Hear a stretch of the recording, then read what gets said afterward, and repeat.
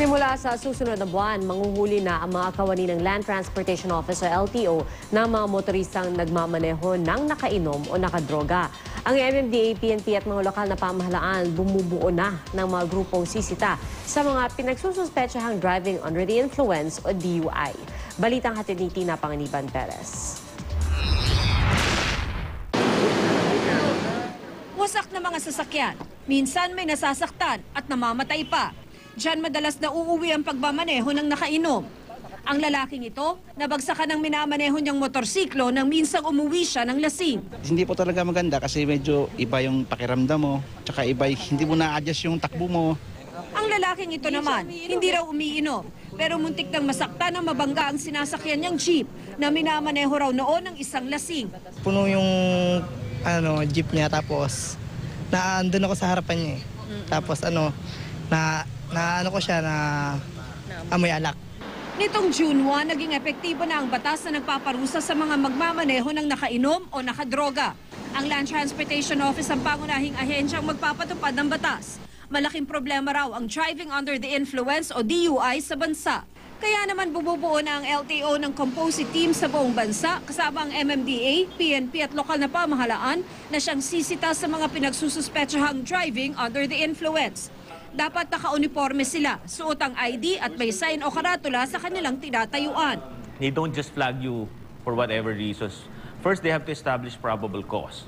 Ang probable cause pwedeng swerving, lane straddling, speeding o iba pang paglabag. Isa sa mga test na ipatutupad ng mga alagad ng batas para malaman kung nakainom ang isang driver o hindi ay ang eye test. Merong isang law enforcer na may hawak ng ballpen o pen light at ito ay dapat sundan ng tingin ng driver nang hindi gumagalaw ang kanyang ulo. Scientifically, it says that your eyeball should not jerk uncontrollably until you reach the end of your horizontal gaze. Pagbagsak sa eye test, walk and turn naman. Palalakarin ng driver ng siyam na hakbang, pababalikin at palalakarin ulit. Isa pang field sobriety test na pwedeng gawin sa isang driver na hinihinalang nakainom ay ang one-leg stand. So itataas lang ng driver yung isa niyang paa at magbabalanse sa isang paa niya ng 30 seconds. We know if you're under the influence of something, your balance is impaired. Kapag bagsak sa tatlong tests, ipagbe-breath analyzer ang driver para masuri ang blood alcohol concentration niya.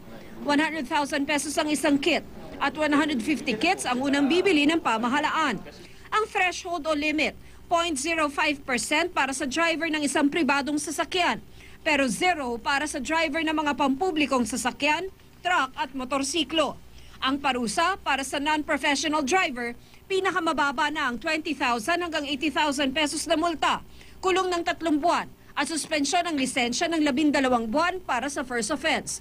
Sa second offense, may multa at kulong pa rin, pero ang suspensyon ng lisensya habang buhay na. Pero sa professional driver, sa unang offense pa lang, tanggal na agad ang lisensya habang buhay. Kahit epektibo na ang batas ngayon, hindi raw muna manghuhuli ang LTO. Magsasagawa raw muna ito ng information campaign. Ang paghuhuli, sisimulan daw sa July 1. Tina Panganiban Perez, GMA News.